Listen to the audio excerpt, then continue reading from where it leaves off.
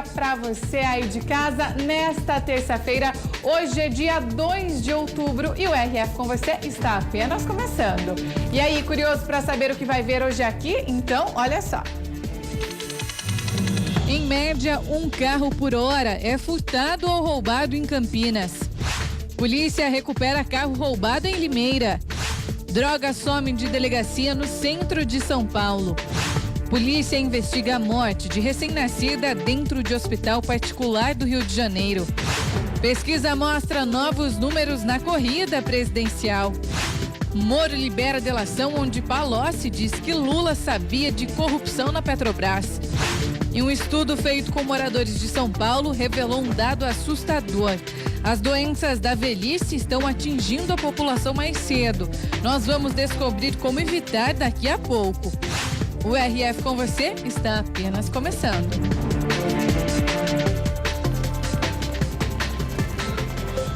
E daqui a pouco eu vou mostrar aqui no RF com você tudo sobre idade fisiológica. Você se sente mais jovem ou mais velho do que realmente é? Qual será ainda a idade do seu organismo? Um exame pode determinar isso e você vai conhecer ainda na edição de hoje. E começamos o programa com um absurdo. Quase 1 tonelada de maconha sumiu de uma delegacia no centro de São Paulo. A droga tinha sido apreendida no ano passado. Grades por todos os lados, nas janelas, nos muros altos, policiais do plantão 24 horas por dia, mas nada disso impediu que quase 1 tonelada de maconha, apreendida e guardada no depósito no subsolo do prédio, fosse roubada. É por isso que, ao invés de investigar, alguns policiais deste departamento de polícia no centro de São Paulo estão sendo investigados. No boletim de ocorrência, a escrivã afirmou à polícia que somente ela tinha acesso às 2 chaves e que sempre tomou precauções para guardar as chaves em um lugar seguro. As janelas basculantes externas da delegacia não são protegidas com grades e a unidade também não possui cofre, porque o prédio é tombado e é proibida qualquer alteração na arquitetura original. Não há sinais de arrombamento. O comando do distrito foi trocado em agosto. A delegada titular da época e a escrivã estão afastadas das funções, mas não foram suspensas.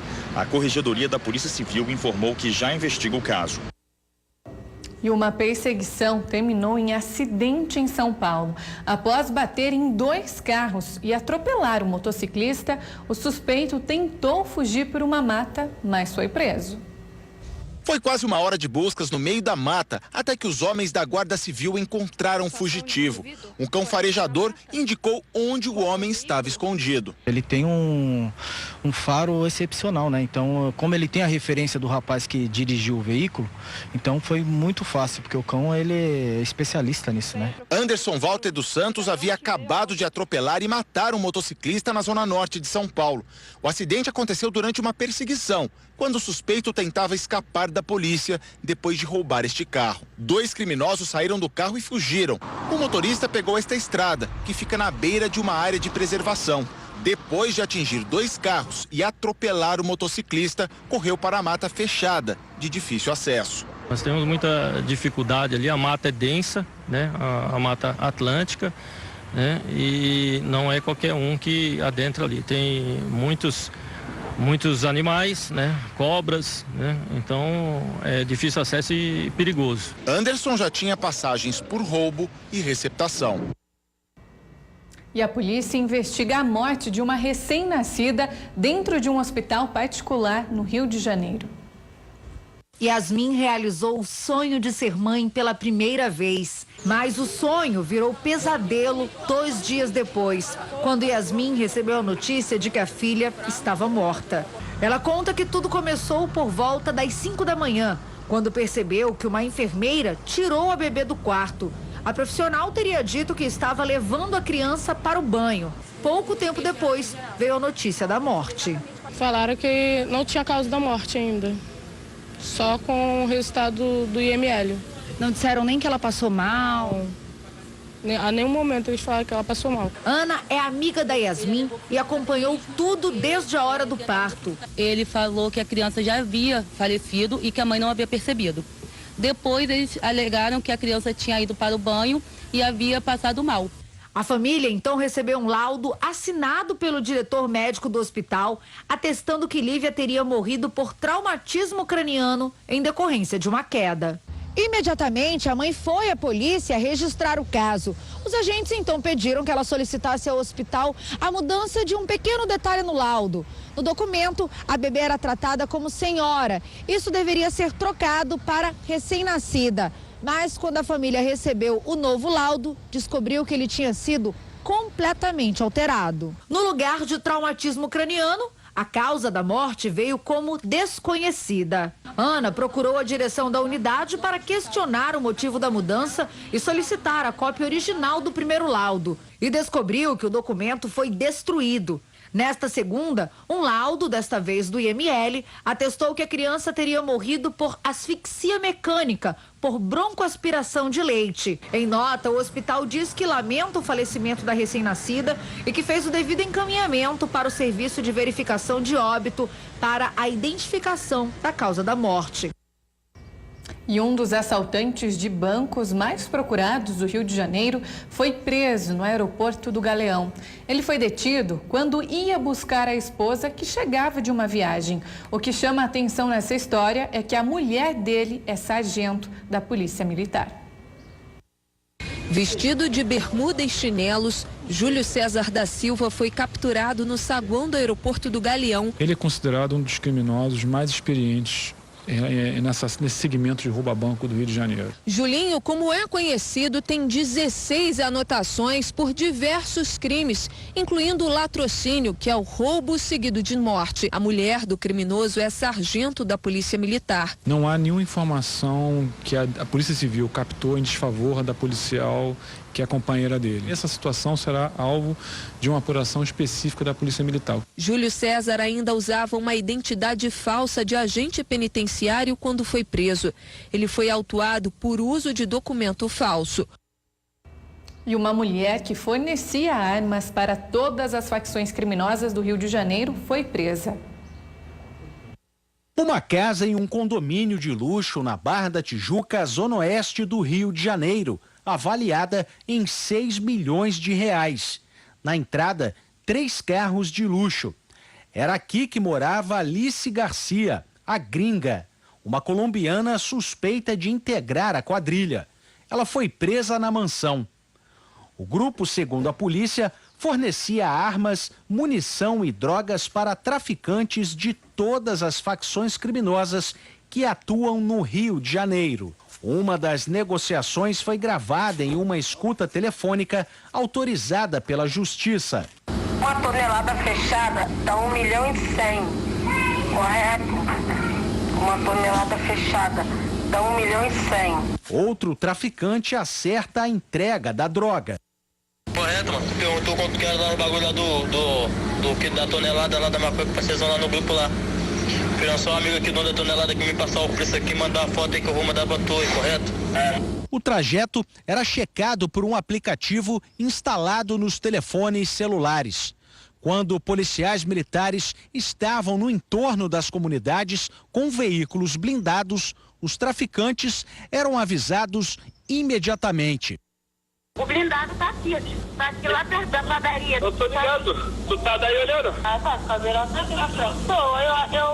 Eu tô achando que ele bem furou o pneu, porque ele tá muito parado ali. Já é, então. 9 pessoas foram presas. Em Jacarepaguá, a polícia também prendeu Viviane Lucinda de Souza. Ela é considerada um dos principais contatos na negociação com os traficantes. Na mesma casa estava Rosimeire Cordeiro. O marido dela, Lindomar Gomes, o Costa, cumpre pena em Bangu e lá de dentro coordenava algumas ações da quadrilha. A polícia busca agora provas de lavagem de dinheiro da quadrilha em 2 açougues. Eles pertencem à colombiana Alice Garcia. E 2 mulheres foram presas em São Paulo furtando celulares. Bem vestidas, maquiadas, Giovana dos Santos e Tássia Barros estavam prontas para fazer a festa, mas roubando. As duas se passaram por alunas para ir a um evento universitário no centro de São Paulo. A ideia era furtar o máximo de celulares que conseguissem. E conseguiram muitos. Todos estes que lotaram o balcão da delegacia. No total, 35 aparelhos. Isso além de cartões de crédito e documentos. Os universitários conseguiram parar uma viatura que passava pelo local bem na hora e pediram ajuda aos policiais. As duas foram presas em flagrante. Elas confessaram o crime aos policiais e contaram que os celulares seriam revendidos. As duas presas por conta dos roubos dos celulares vão passar por audiência de custódia. No final de semana, outra festa universitária virou caso de polícia. Fernando de Jesus, de 29 anos, é que aparece nestas imagens sendo perseguido por 4 agressores, que fazem uma espécie de círculo em volta dele. São muitos socos. Ele cai no chão e começam os chutes. Um dos agressores se afasta, mas volta para um último golpe.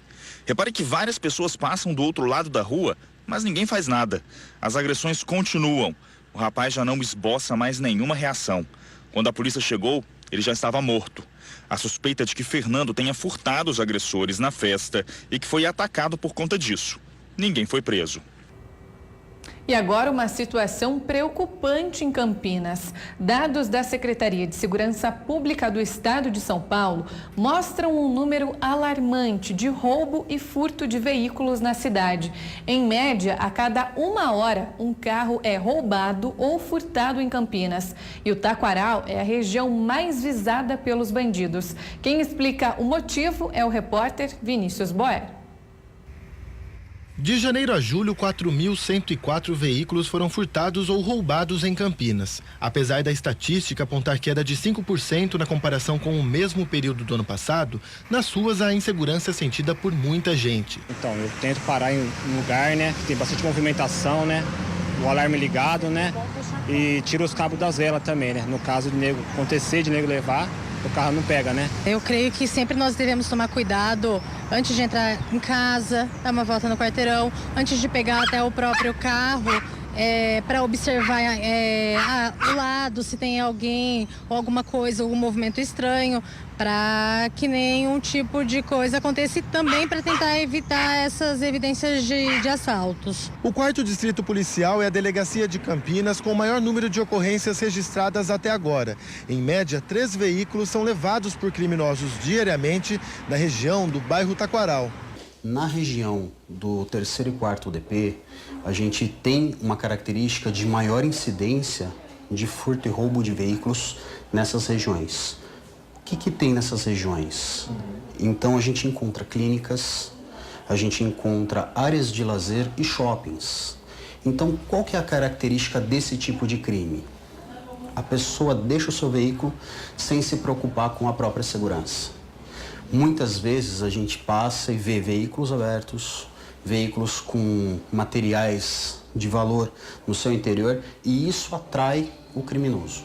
Então, a parte que cabe à população seria prestar mais atenção na sua segurança. Quem frequenta a região já adotou medidas para não entrar na estatística da polícia. Eu venho de carro aqui, Taquaral, eu moro um pouco longe, eu venho com frequência e eu deixo meu carro sempre em estacionamento fechado, pago.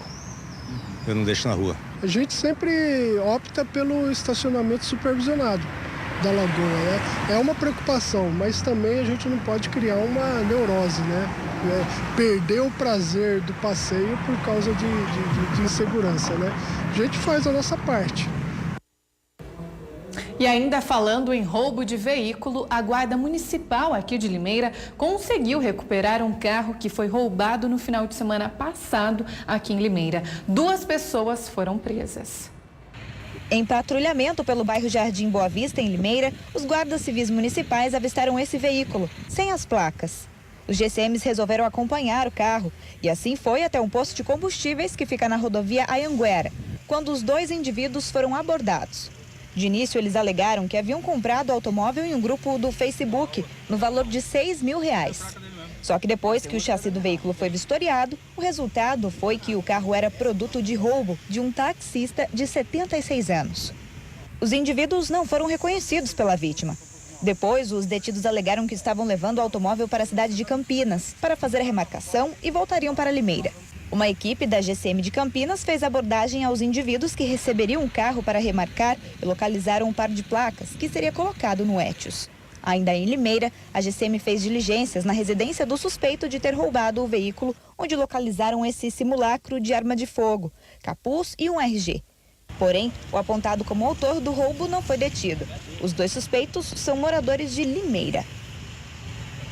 Mais de 1 milhão de brasileiros já caíram em golpes só nesse ano. A polícia alerta para mais uma nova fraude, a do motoboy. Olha só. Num intervalo de apenas 5 horas, a quadrilha levou o cartão de crédito do Eduardo, roubou a senha e fez compras. Tudo sem ele desconfiar de nada. O golpe começou na hora em que Eduardo recebeu uma ligação. Preciso confirmar alguns dados com o senhor.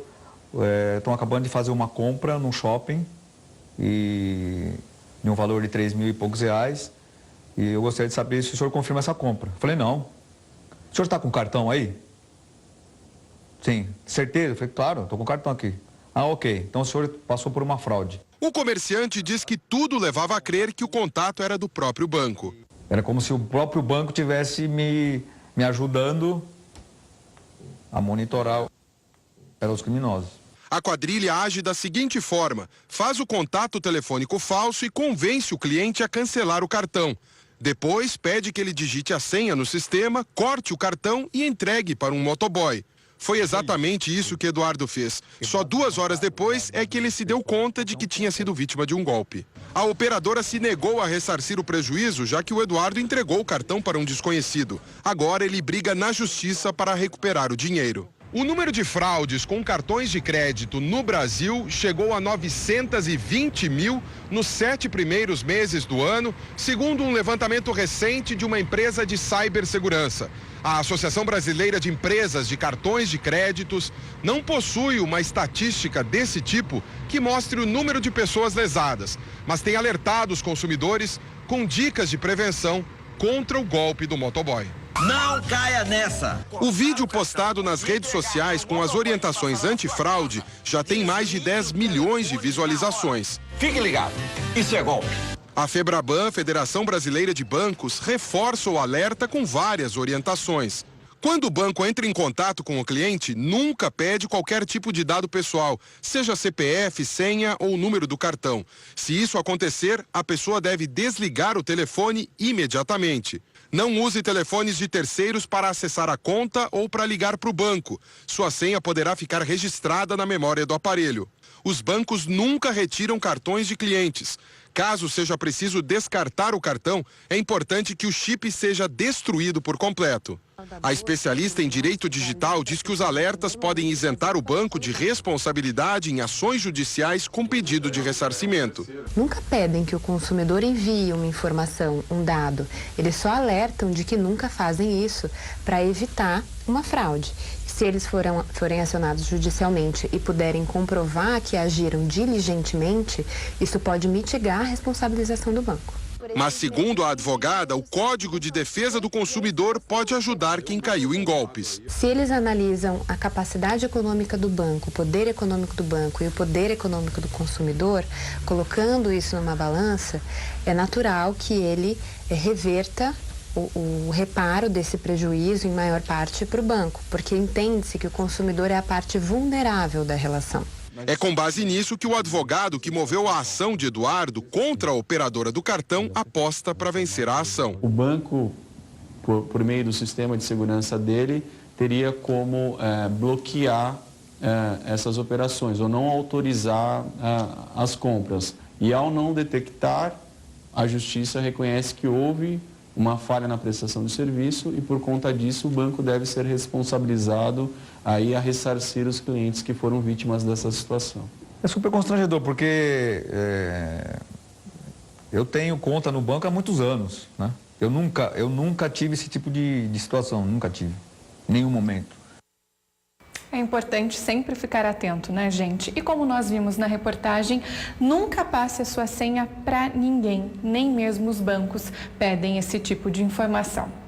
E o juiz Sérgio Moro tornou público parte da delação premiada, na qual o ex-ministro da Fazenda, Antônio Palocci, afirma que o ex-presidente Luiz Inácio Lula da Silva sabia dos esquemas de corrupção para desviar verba da Petrobras para o PT. Na delação, Antônio Palocci afirmou à Polícia Federal que Lula tinha conhecimento de esquemas de corrupção na Petrobras desde 2007. O ex-ministro disse, inclusive, os locais onde o ex-presidente teria tratado pessoalmente das indicações políticas da companhia. Palocci afirmou que em fevereiro de 2007, logo após a sua reeleição, Lula o convocou ao Palácio da Alvorada, em ambiente reservado no primeiro andar, para, bastante irritado, dizer que havia tido ciência de que os diretores da Petrobras, Renato Duque e Paulo Roberto Costa, estavam envolvidos em diversos crimes no âmbito das suas diretorias. Palocci disse que lembrou a Lula que o próprio ex-presidente era responsável pelas nomeações e que também relembrou a Lula que os dois diretores estavam agindo de acordo com parâmetros que já tinham sido definidos pelo Partido dos Trabalhadores e pelo Partido Progressista. O ex-ministro explicou que acredita que Lula agiu daquela forma porque as práticas ilícitas dos diretores da estatal tinham chegado aos seus ouvidos e que ele queria saber qual era a dimensão dos crimes. E também se Palocci aceitaria a versão de que Lula não sabia de nada. Segundo Palocci, essa prática empregada por Lula era muito comum. Palocci afirmou mais de uma vez na delação que Lula é dissimulado e que costumava reclamar e até esbravejar sobre crimes que chegavam a ele e que tinham ocorrido com autorização de Lula. Palocci contou ainda que Lula deu ordens para usar propina cobrada na exploração do pré-sal na campanha de Dilma Rousseff e que caberia ao ex-ministro gerenciar os recursos ilícitos que seriam gerados e o seu devido emprego na campanha. Na delação, Palocci também deu detalhes da indicação do ex-diretor de abastecimento da Petrobras, Paulo Roberto Costa. Segundo o ex-ministro, a Odebrecht e o Partido Progressista tinham interesse na área. Lula, então, armou uma jogada política para resolver os dois problemas com uma só solução. Lula, então, teria decidido resolver ambos os problemas, indicando Costa, e que isso também visava garantir espaço para ilicitudes, como atos de corrupção, e atendia tanto a interesses empresariais quanto partidários. Palocci também contou que o ex-diretor de serviços, Renato Duque, participou de uma estranha entrevista prévia com Silvio Pereira, então secretário-geral do PT, para alinhar a sua atuação em prol do partido. Palocci ainda falou de corrupção em outras áreas do governo. Disse que estima que das 1.000 medidas provisórias editadas nos 4 governos do PT, em pelo menos 900, houve pagamento de propina. O acordo de Palocci foi fechado com a Polícia Federal no fim de abril e homologado pelo Tribunal Regional Federal de Porto Alegre. Ele está preso desde 2016 e tem uma condenação a 12 anos de prisão por corrupção passiva e lavagem de dinheiro. E uma universidade de Santa Catarina e o Ministério Público buscam uma solução para evitar algumas fraudes que aconteceram na instituição. Alunos fraudaram a autodeclaração de raça para burlar o sistema de cotas. Em junho deste ano, o grupo que faz parte do Coletivo Negro da UFSC entregou um documento ao Ministério Público Federal pedindo uma investigação. Só no curso de Direito, pelo menos 25 alunos brancos estariam ocupando vaga de negros e pardos por meio de cotas raciais. A UFSC diz que a suspeita de fraude no sistema é investigada há mais de um ano. Entre 2014 e 2017, para ter direito às cotas raciais, bastava o candidato fazer uma autodeclaração, se dizendo negro ou pardo. E muitos teriam se aproveitado disso. Só esse ano foi instalada novamente uma banca para avaliar as informações declaradas, se são ou não verdadeiras. Segundo a secretária de Ações Afirmativas e Diversidades da UFSC, nesse período, 20 casos foram identificados e um processo corre junto à Procuradoria Federal. Nós estamos organizando administrativamente como deverá ser o processo para que a gente possa apurar não só essas pessoas que nós identificamos perante a comissão, mas, na verdade, todos que passaram sem autodeclaração de 2013 até 2017. A Comissão de Igualdade Racial da OAB explica que os alunos que fraudaram a autodeclaração podem, além de perder a vaga, responder criminalmente. As punições podem ser administrativas no âmbito da expulsão e no âmbito penal o crime de fraude e além da situação do direito civil, que é o processo indenizatório. E o preço da gasolina subiu mais uma vez. O aumento foi registrado em todo o país e, com isso, o valor do combustível bateu um novo recorde. Vamos falar ao vivo com a repórter Karina Rossi. Bom dia, Karina. Qual é o valor do combustível agora?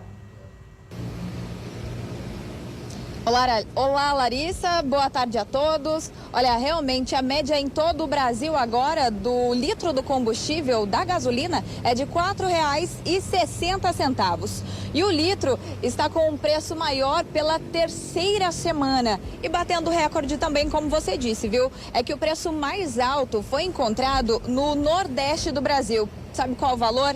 R$ 6,29 o litro. Já o mais baixo foi encontrado no Sudeste, a R$ 3,94 o litro. Aqui em Limeira, onde estamos, olha, dá para ver que o valor do litro está em R$ 4,35 o litro da gasolina. E de acordo com a ANP, que é a Agência Nacional do Petróleo, Gás Natural e Biocombustíveis, o último levantamento, que foi de 23/9 a 29/9, mostra que, em média, está R$ 4,42 o litro da gasolina aqui na cidade de Limeira. Já o valor mínimo, R$ 4,19. E o valor máximo, a R$ 4,69. Larissa, é com você.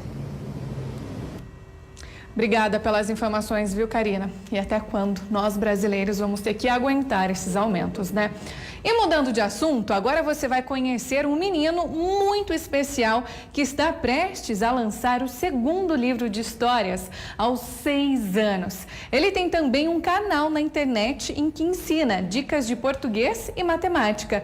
Ele é considerado superdotado e é acompanhado por especialistas. Ele adora brincar com os bonecos. Se diverte como qualquer criança. Eu posso congelar a casa deles. Mas é aqui, debruçado nos livros, que o Rian se descobre. O chefe Poço-Antão. No quadro, outra paixão, a matemática.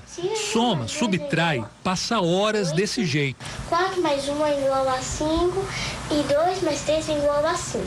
O primeiro livro do Rian é a luta do bem contra o mal. Uma heroína e um herói, em 28 páginas de muita emoção. Ah, e não é só parte de leitura, ó. Tem essa parte aqui, ó, que eu acho que você também não sabe. Mas, olha aqui, ó. Parte pra pintar, ó. Ele tem só 6 anos e é considerado superdotado. Já lançou até um canal na internet onde grava vídeos para ensinar a língua portuguesa. Raquel é psicóloga e acompanha o Rian desde o início do ano. Além de ser acima da média, ele tem o estímulo da família, que busca oferecer a ele artifícios que possam estar estimulando e incentivando a criatividade dele. Mas o que mais me deixa orgulhoso no Rian é a vontade, o amor que ele tem de querer ensinar os coleguinhas, principalmente as crianças que têm dificuldade na aprendizagem escolar. É questionador, sim. Apesar da pouca idade, o menino deixa um recado para aqueles que não gostam de ler. Quem lê é bem informado, quem não lê é mal informado. E a leitura, ela abre a nossa mente, abre a nossa visão e melhora a nossa fala. Por isso tem que praticar bem a leitura. E a leitura é de suma importância para nossas vidas. A partir de hoje, nenhum eleitor pode ser preso, a menos que seja em flagrante ou por crime inafiançável. Veja os próximos passos até o dia da votação. Na sede do Tribunal Superior Eleitoral, um centro acomodará jornalistas brasileiros e estrangeiros. Observadores de 18 países também vão acompanhar a eleição. Dados do Tribunal Superior Eleitoral comprovam que nessa última semana ocorre um aumento de até 50% dos crimes eleitorais. E um aplicativo do tribunal já registra mais de 16 mil denúncias de práticas como compra de votos, uso da máquina, entre outros crimes. Tudo isso passa a ser monitorado por uma central de controle, semelhante à da Copa e das Olimpíadas. Serão 14 órgãos de segurança reunidos nesta sala de controle. As notícias falsas e a atuação do crime organizado estão sob a mira dos agentes, que também vão monitorar cada passo dos candidatos à presidência. Esse pleito, em especial, nos traz uma preocupação a mais, que é a segurança dos candidatos. E foi divulgada uma nova pesquisa com a intenção de votos para a presidência da República.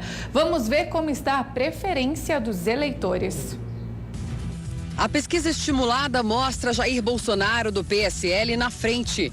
Ele tinha 21% em 13 de agosto, subiu para 25% no dia 12 de setembro e agora está com 29%. Fernando Haddad, do PT, começou com 6%, chegou a 7% em setembro e atualmente está com 24% das intenções de voto. Ciro Gomes, do PDT, vem em terceiro, estava com 8%, subiu para 11% e manteve os mesmos 11% em outubro. Geraldo Alckmin, do PSDB, tinha 9%, manteve os 9% em setembro e agora está com 7%. Marina Silva, da Rede, tinha 11% nas duas primeiras pesquisas. Agora marca 5% e está tecnicamente empatada com Alckmin. Em seguida aparece João Amoedo, do Novo. Ele começou com 1% e mantém os 3% da pesquisa anterior. Ele está empatado com Henrique Meirelles, do MDB, que passou de 1% em agosto para 2% em setembro e 3% em outubro. Amoedo e Meirelles estão tecnicamente empatados com Marina. E também com Álvaro Dias, do Podemos, que tinha 5%, foi para 4% e agora tem 2%. Guilherme Boulos, do PSOL, que tinha 1% nas primeiras pesquisas, não pontuou. Outros candidatos somados mantiveram 1%. Brancos e nulos somavam 13% e caíram para 8%. Indecisos caíram de 13% para 7%. Também foi feita uma simulação de segundo turno. Vamos ver. Haddad aparece com 45% das intenções de voto contra 41% de Bolsonaro. Brancos e nulos são 9% e indecisos 5%. Num outro cenário, Ciro Gomes tem 47% e Jair Bolsonaro 39%. Brancos e nulos são 8% e indecisos 6%. No confronto entre Bolsonaro e Marina, Bolsonaro tem 37% e Marina 36%. Brancos e nulos são 18% e indecisos 9%. Numa outra disputa, Bolsonaro aparece com 40% e Alckmin com 39%. Brancos e nulos são 17% e indecisos 4%. No cenário em que Ciro enfrenta Marina, o candidato do PDT fica com 40% dos votos e Marina com 23%. Brancos e nulos são 28% e indecisos 9%. No cenário de Ciro contra Alckmin, Ciro venceria com 39% e Alckmin ficaria com 28%. Brancos e nulos são 24% e indecisos 9%. Na disputa entre Ciro e Haddad, Ciro tem 40% e o petista 31%. Brancos e nulos são 24% e indecisos 5%. No confronto entre Marina e Alckmin, o tucano tem 29%. Já a candidata da Rede fica com 28%. Brancos e nulos são 29% e indecisos 14%. Se Haddad enfrentar Marina, ficaria assim: Haddad com 35% e Marina com 28%. Brancos e nulos são 32% e indecisos 5%. Num quadro de Haddad contra Alckmin, o candidato do PT tem 37% e o tucano fica com 35%. Brancos e nulos são 22% e indecisos 6%. A nova pesquisa também aponta a rejeição dos candidatos diante dos eleitores. Vamos ver. Bolsonaro tinha 51% de rejeição em agosto, 55% em setembro e agora aparece com 54%. Haddad foi de 37% para 43% e nesse momento está com 53% de rejeição. Em agosto, 42% dos entrevistados disseram que não votariam em Ciro. Em setembro, 41% e agora 45%. A rejeição a Alckmin começou em 43% e se mantém em 44%. Cabo Daciolo, do Patriota, era rejeitado por 44% dos entrevistados, depois por 39% e agora por 37%. Marina Silva começou com 38%, foi para 37% e chegou aos 36%. Boulos aparecia com 49%, subiu para 51% e agora caiu para 31% de rejeição. Amoedo tinha 32%, foi para 35% e chegou aos 28%.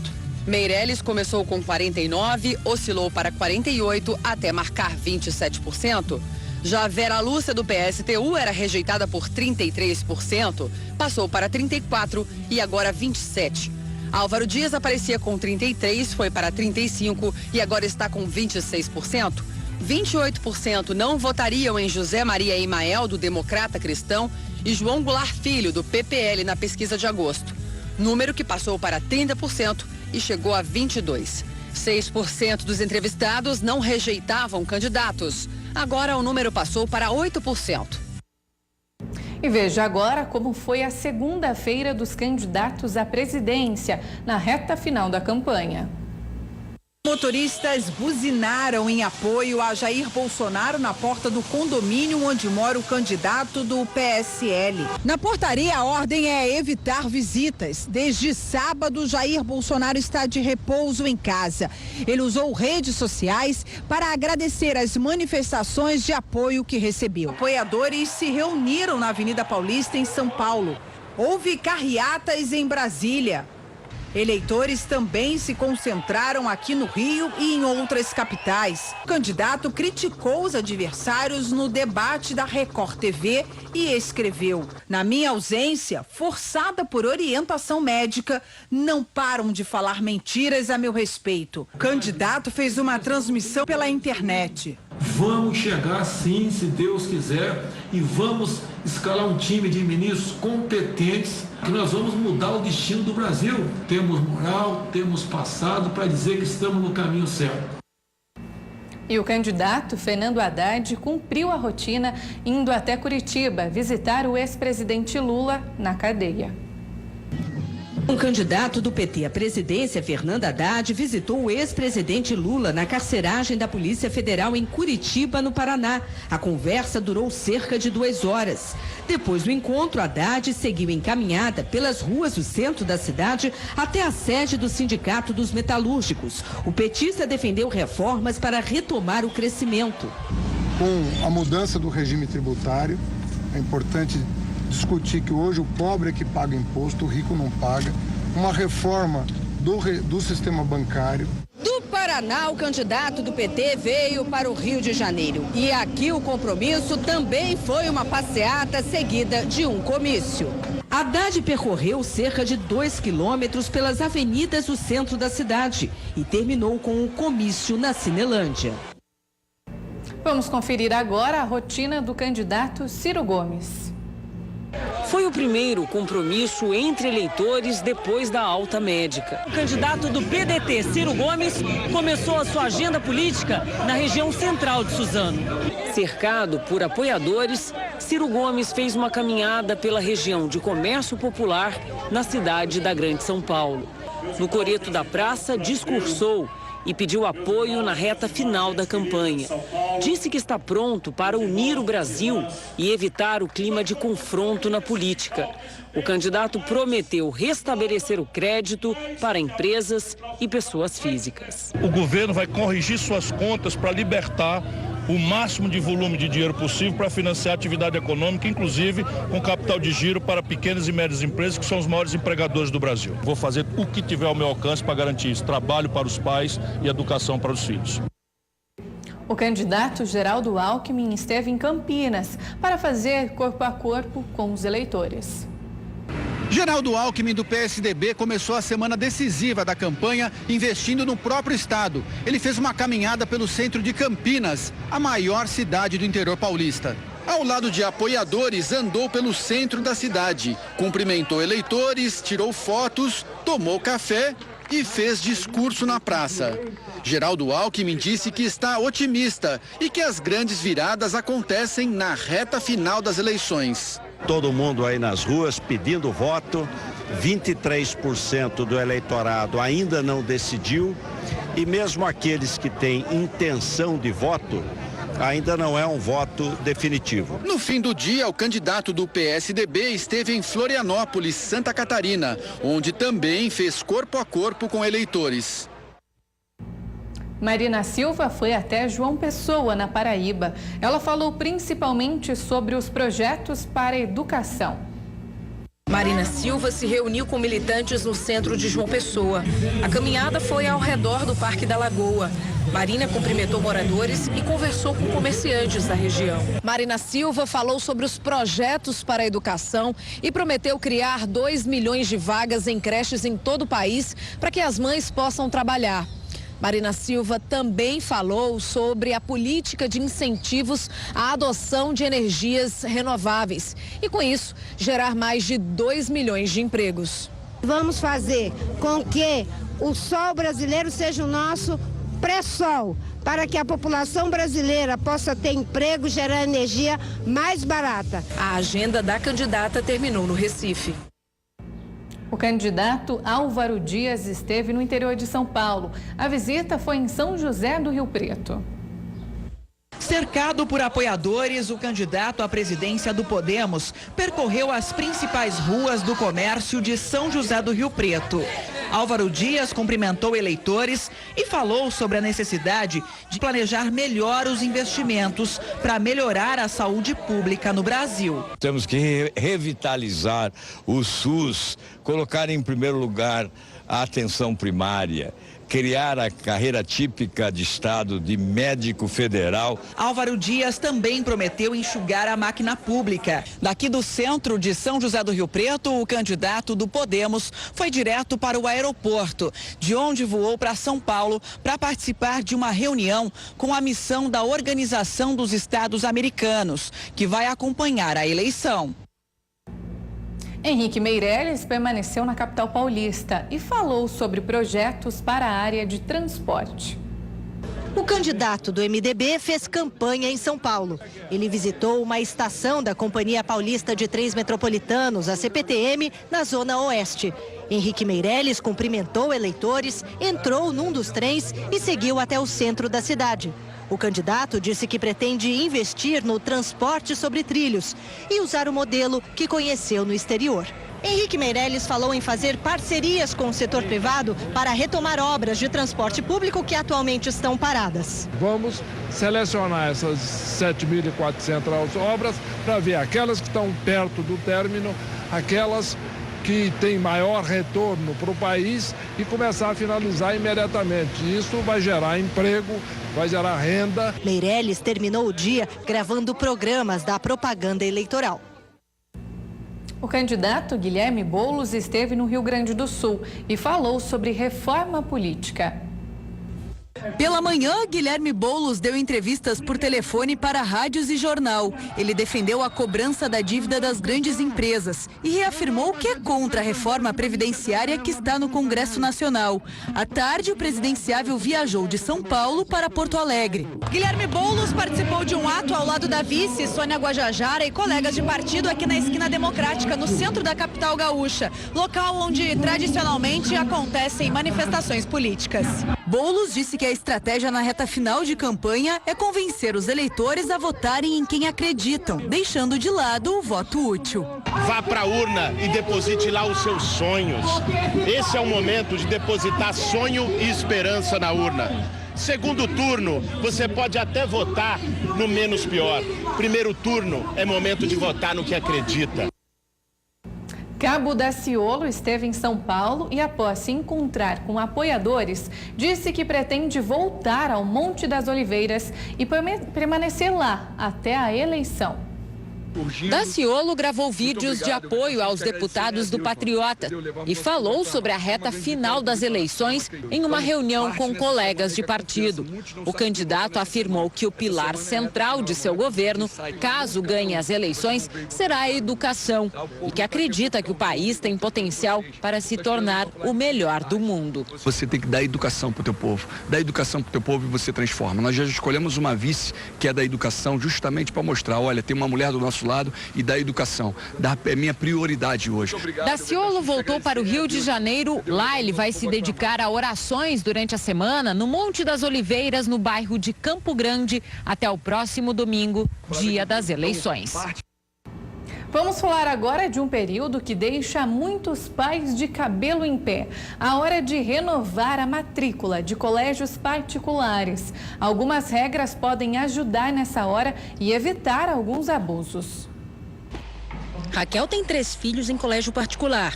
Ela costuma antecipar a renovação da matrícula para garantir desconto. Eu recebo a proposta de pagar a rematrícula agora em outubro, com 10% de valor da mensalidade. E esta rematrícula ela tem a validade de mensalidade de janeiro. A funcionária pública questiona toda a taxa extra que observa nos boletos. Caso apareça alguma coisa diferente, a gente tem, por hábito, acabar questionando, né? Porque afinal de contas são 3, o gasto é muito grande. Além do aumento de despesas com funcionários ou encargos sociais, como INSS e FGTS, o colégio deve citar despesas gerais e administrativas, como manutenção. Também precisam ser demonstrados os investimentos na ampliação e construção de laboratórios, quadras e compras de materiais especiais para os alunos. Qualquer gasto que justifique o reajuste da mensalidade. Mas atenção, valores referentes a reformas e aumento do número de vagas para novos alunos não podem ser repassados aos consumidores. As informações precisam estar disponíveis na escola ou na internet e serem facilmente visualizadas pelos pais 45 dias antes do início da rematrícula. Caso sintam-se lesados, os responsáveis podem recorrer aos órgãos de defesa do consumidor. Se o consumidor não tiver essa informação do quanto custa e do quanto está com o que justifica aquele reajuste, ele pode recorrer a um órgão de defesa do consumidor, pode recorrer à justiça. Agora, a gente sempre recomenda que a importância, principalmente nesse tipo de contrato, da discussão mesmo, da família com a escola, da escola se sensibilizar para ouvir as famílias, para compor um acordo. Caso o aluno não tenha condições de continuar na escola, ele ou o responsável tem direito à devolução do valor integral pago na matrícula antes do início das aulas. O reajuste é um só por ano e ele tem que ser informado previamente. Aplicado esse reajuste, não pode haver uma nova cobrança de um outro valor. Tudo tem que ser informado previamente antes do ano começar, para que não haja nenhum prejuízo pedagógico para as crianças, para os alunos em geral. Opa, agora nós vamos para as participações. Se você mandou a sua foto, você vai aparecer agora aqui na telinha da nossa Rede Família. Então vamos para as primeiras fotos. Olha só o Mauro ligadinho no nosso programa lá do Recanto das Emas. Super beijo para você, Mauro. O Daniel lá na Bahia também ligadinho no nosso programa. Beijo para você, Daniel. O Miguel também assistindo a gente, o pequeno Miguel, sempre ligadinho. Beijo pra você, Miguel. A Jane de Sertãozinho também assistindo ao RF com você. Beijo pra você, Jane. Josenilda também ligadinha lá no Maranhão. Beijo pra você, Josenilda. Muito obrigada pelo carinho da sua audiência. A Joelma também está assistindo a gente. Beijo para você, Joelma. O Luiz de Elias Fausto também ligadinho na nossa programação. Beijo para você, Luiz. A Paula e o Paulo também estão assistindo juntinhos o nosso programa. Super beijo para vocês dois. O Renato também está acompanhando a gente, olha só, ligadinho na TV. Beijo, Renato. E essas foram as primeiras participações de hoje. Se você ainda não mandou a sua selfie, corre que dá tempo, viu? O número é esse que aparece no seu televisor, 997-318135. Só não se esqueça das regrinhas, a sua selfie assistindo ao nosso programa e você precisa colocar o seu nome e a cidade onde você mora. E é claro, eu estou esperando o seu carinho e daqui a pouquinho você aparece aqui na telinha da nossa Rede Família. E ó, fique ligadinho no programa porque daqui a pouco você vai saber como funciona o exame que é capaz de identificar se a idade do seu organismo corresponde à sua idade real. E você sente que o seu corpo corresponde à idade que você tem? Se sente mais velho ou mais jovem? Um exame é capaz de definir se a saúde do seu organismo está de acordo com a sua idade. Você vai conhecer como funciona agora na reportagem especial. Esse é o Evan, um americano de 26 anos. Ele não fuma, pratica exercícios físicos, se considera saudável. Evan é jovem, mas será que o corpo dele também é? Ele brinca, diz que não, mas adoraria saber a verdade. E nem dá para acreditar, mas em breve o Evan já poderá ter essa resposta. Aliás, não só ele, mas todos nós. Essa possibilidade vem de um dos centros de pesquisa e ensino mais respeitados do mundo. A equipe veio até a Universidade de Yale, no estado de Connecticut, nos Estados Unidos, porque é aqui que cientistas estão desenvolvendo um teste capaz de descobrir a idade real das pessoas. A ideia é identificar se um paciente está envelhecendo mais rápido do que deveria ou se ele tem chances maiores de desenvolver alguma doença.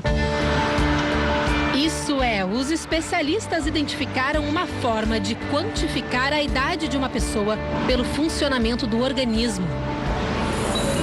A idade cronológica é aquela que conta o tempo passado desde que alguém nasceu. Um exemplo, quem nasceu em 1988, hoje tem 30 anos.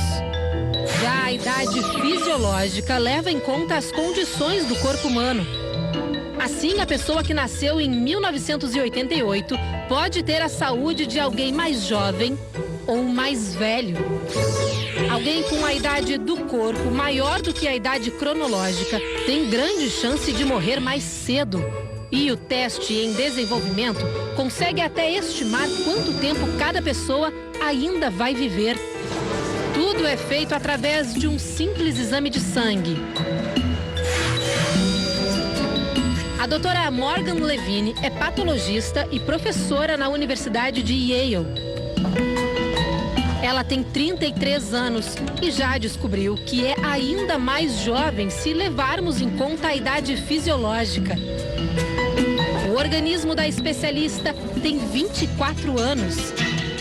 A doutora Levine diz que isso se deve a uma dieta adequada e à prática de exercícios físicos regulares.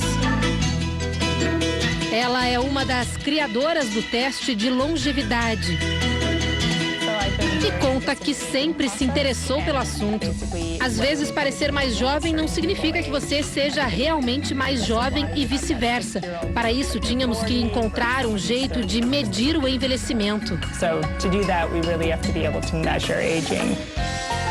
Para calcular a idade do organismo, os cientistas usam 9 marcadores encontrados no sangue. Eles incluem, por exemplo, o funcionamento de órgãos, genes e proteínas. Os resultados são cruzados e passam por um sistema de análise computadorizada. A partir daí, é possível fazer uma estatística que prevê quanto tempo o paciente ainda tem de vida. A equipe observou 11.500 pessoas durante 12 anos e meio. Nesse período, 871 voluntários morreram de causas relacionadas ao envelhecimento, como diabetes e doenças do coração. Agora, uma informação desconcertante. Em 90% dos casos, o teste foi capaz de acertar se a pessoa viveria mais 10 anos ou se morreria antes disso. Um dos casos mais impressionantes durante a fase de estudos da pesquisa foi de um rapaz de 20 anos de idade. Através do teste, a cientista descobriu que o corpo dele era equivalente ao de um homem de 45 anos. Casos como este, de jovens que envelhecem mais rápido por dentro, são os mais preocupantes e com maior risco de morte precoce. A expectativa de vida varia de lugar para lugar. No Brasil, por exemplo, ela é de 76 anos. Entre os pesquisados na Universidade de Yale, os homens saudáveis costumavam chegar aos 84 anos e as mulheres vivem um pouco mais, 87 anos. A doutora Morgan explica que o objetivo do teste não é descobrir a idade exata que a pessoa terá ao morrer, e sim a prevenir doenças. Com o resultado em mãos, o médico vai poder avaliar o que está causando o envelhecimento precoce de um paciente e, a partir de então, sugerir algumas mudanças no estilo de vida dele. Inclusive, parte do estudo se concentrou em tentar descobrir quais os principais fatores que levam ao envelhecimento das pessoas. E entre eles estão o estresse crônico, fumar, falta de atividade física e obesidade. Além disso, a genética de cada pessoa também influencia muito. O teste será disponibilizado em breve de forma gratuita. O exame não tem nenhuma contraindicação e pode ser realizado anualmente. Rápido e preciso, ele leva menos de 1 minuto para ficar pronto. Mesmo assim, tem quem prefira não saber se está envelhecendo rápido demais. Joana diz que não vê motivos para saber isso. Não é algo que eu apoiaria. Tina divide a mesma opinião. Eu não faria. Não preciso de um teste para saber como cuidar da minha saúde. E você? Faria o exame para saber quantos anos seu organismo realmente tem?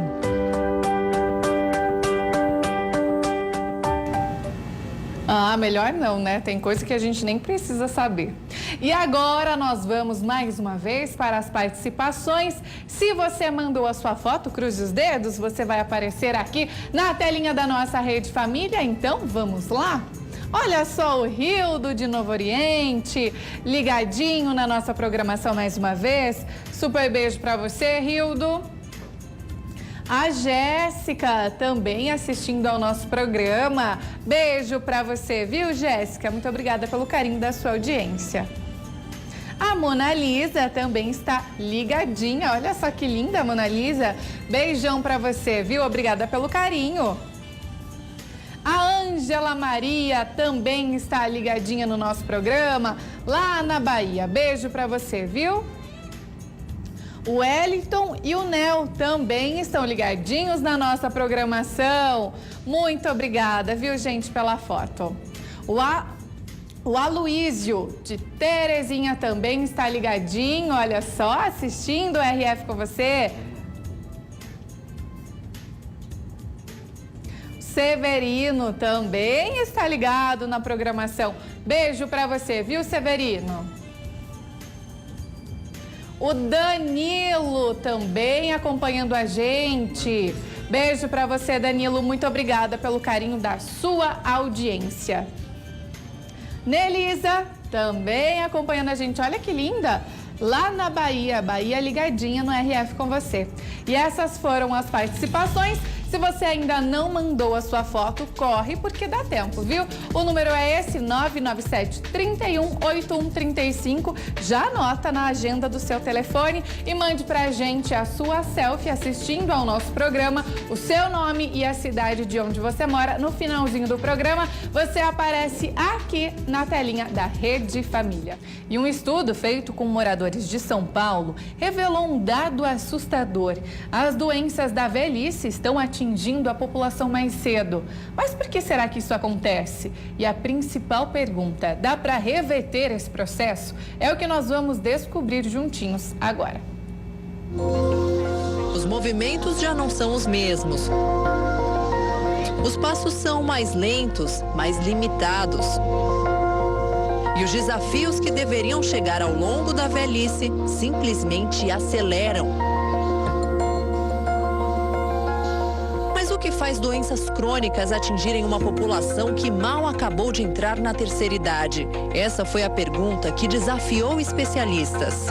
Um simples movimento como esse para guardar as coisas no armário virou um tormento na vida de Janete. Eu sinto muito dor nas costas, né? E dor nas pernas também, por causa da hérnia de disco que eu tenho. Aos 69 anos, ela tem dores nas articulações, além de doenças crônicas, diabetes e pressão alta. Os remédios já viraram parte da rotina. Vou andando com a minha amiga aí, a gente vai conversando, meia hora andando, conversando pra lá, pra cá e melhora.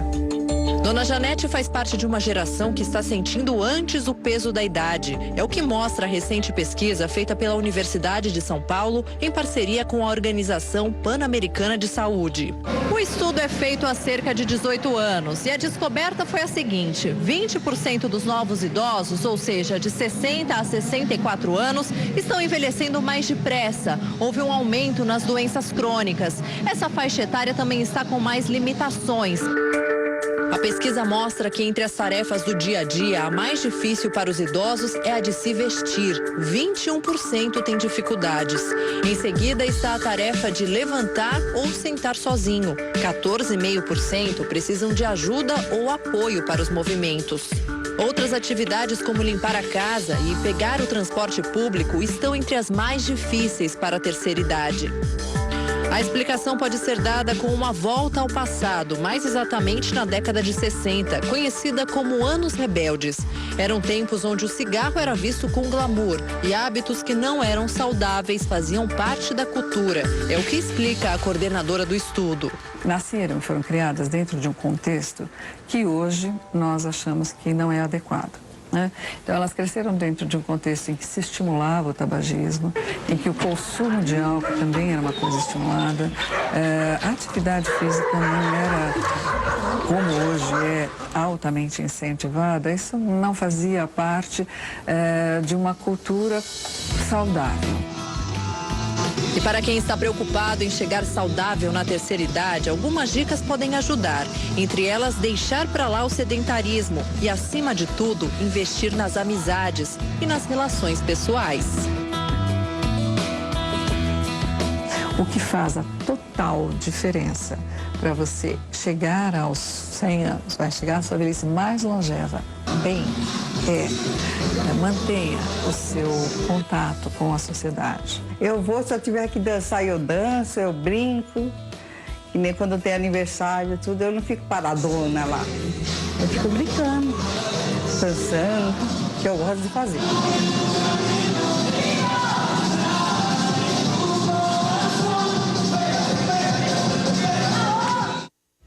E o uso de aplicativos de mensagens por médicos tem facilitado a vida de muitos pacientes.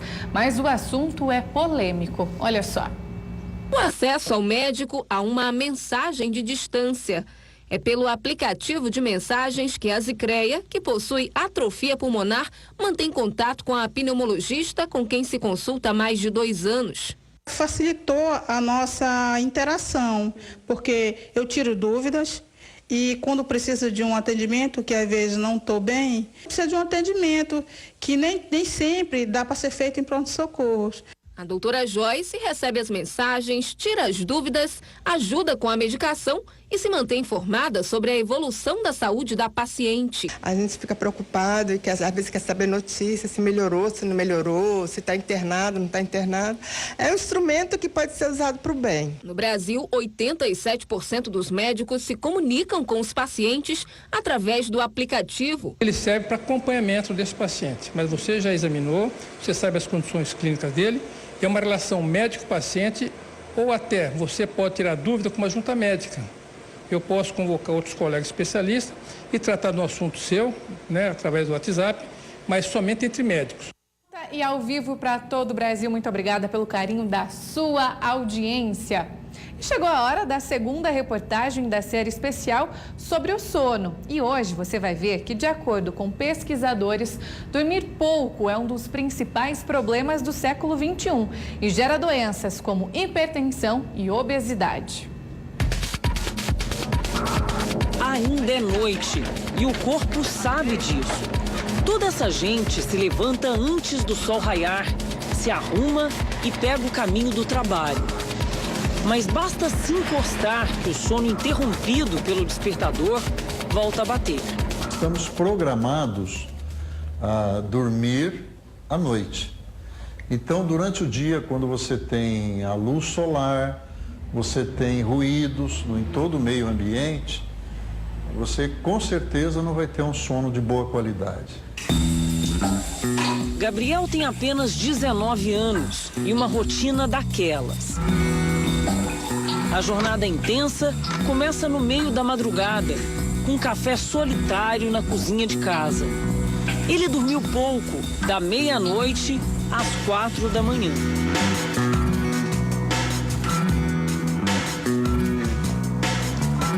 Gabriel sai de casa rumo à primeira condução, ainda no escuro. Terça e quarta é uma rotina. Quinta, sábado, domingo já é outra, mas sempre pegando ônibus, pegando metrô, enfrentando fila. Ele precisa chegar bem cedinho na barraca da feira onde trabalha. Bom dia, bom dia. Bom dia. Isso porque não mostramos o que tinha acontecido antes na rotina de Gabriel. Ele tem um segundo emprego, trabalha em um bar onde faz tudo e fica até a noite. Dorme tarde e pouco para o que o corpo necessita. Acordo logo cedo para poder ir pra feira. Pego o metrô e ônibus. Vixe, é uma doideira. Logo em seguida, mal chego em casa. Venho aqui pro espeto para atender a rapaziada. Ainda bem, gente, que é aqui perto de casa. Apesar da aparente disposição e bom humor, Gabriel sente os efeitos da privação do sono, principalmente na memória. Às vezes ele dá branco, a gente esquece das coisas. O sono é muito importante, professor? É. Dormir, tipo, 10 minutos a mais, 20 minutos a mais já faz uma diferença já. Essa sensação, falta de memória, de atenção, de concentração, são apenas alguns dos efeitos da falta de sono, explica esse neurologista. Sono é fundamental para a vida. A gente sabe que se a gente não dormir, a gente começa a adoecer. Ratos e cobaias sem dormir morrem em 10 a 15 dias. Patrícia também se reveza em muitas atividades e pelo menos 2 vezes por semana madruga para trabalhar na feira. O sono foi completamente comprometido. Acorda a noite inteira, se deixar, fico preocupado com a hora de acordar, o celular desperta, já levanto. 3 anos depois, ela já não sabe o que dói e incomoda mais. Dor no corpo, dor nas costas, de dormir mal. É o preço da vida moderna que fez com que a mulher perdesse mais tempo de sono do que os homens. Não só uma noite, não apenas casos esporádicos, mas a rotina de privação de sono, segundo pesquisadores de universidades americanas, aumenta em muito o risco e o surgimento de doenças como a hipertensão.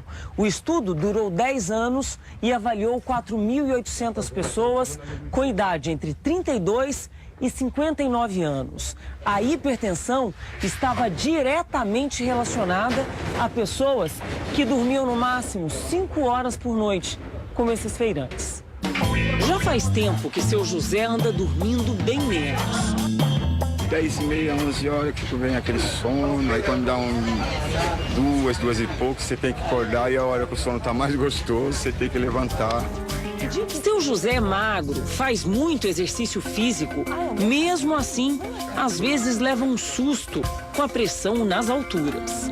Começa um formigamento na mão, aí você fica meio preocupado com a saúde. Mal-estar. Mal-estar, esse mal-estar. O surgimento e agravamento de doenças crônicas, como a hipertensão e diabetes, seriam consequências da disfunção no metabolismo e da falta de hormônios importantes liberados durante os primeiros ciclos do sono, também conhecidos como N1, N2 e N3. Nesse momento eu estou organizando a frequência cardíaca, minha pressão arterial, meus hormônios que vão regular a parte de glicemia e outras estruturas de um modo geral, musculares, articulares, etc.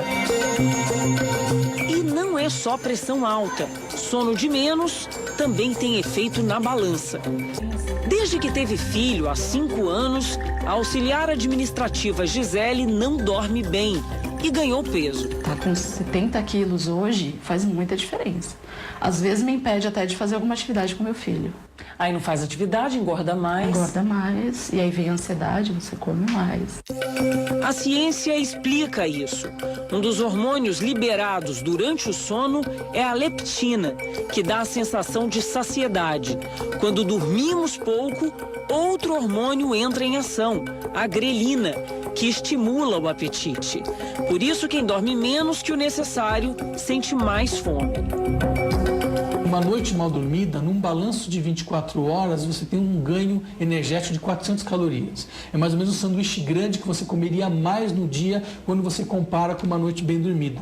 Se você somar isso várias noites durante a semana, você chega no final de semana de 7 dias dormindo mal, você tem um acúmulo energético que vai, obviamente, levar você a aumento de peso e, em muito tempo, levar à obesidade. Basta ouvir um pouquinho a Gisele para perceber o sofrimento pelas noites mal dormidas. Eu sento aqui na sala, eu vou vendo as luzes dos prédios apagando. Poxa, tá todo mundo dormindo, eu tô ficando. E aí vai dando a crise de ansiedade, né? E aí essa crise de ansiedade vai gerando uma depressão, porque não descansa e vai, né, atrapalhando a nossa rotina porque você programa o seu dia e não consegue. A situação de cansaço crônico, irritabilidade, estresse, alterações cognitivas importantes, memória, atenção, concentração, a tolerância aos estímulos, isso tudo acaba sendo prejudicado com a falta do sono. Em casos assim, especialistas apontam alguns caminhos. Eles recomendam não brigar com a cama, não se desesperar quando o sono não vem, rolando de um lado para o outro, se estressando ainda mais. O melhor é dar uma voltinha pela casa, ler um livro, tomar um chá, até que ele apareça. Só aí voltar para a cama e ter uma merecida noite de sono. Eduque a sua família a dormir bem. Os seus filhos vão ter um padrão de sono que vocês vão ter em casa. Quem dorme mais e dorme bem, vive melhor. E assim nós encerramos o RF com você de hoje. Se você mandou a sua foto e não apareceu aqui, não fique triste. Amanhã eu prometo que eu coloco a sua participação, tá bom? Uma ótima terça-feira para você e para sua família. Nos vemos amanhã, se Deus quiser. Super beijo. Tchau, gente.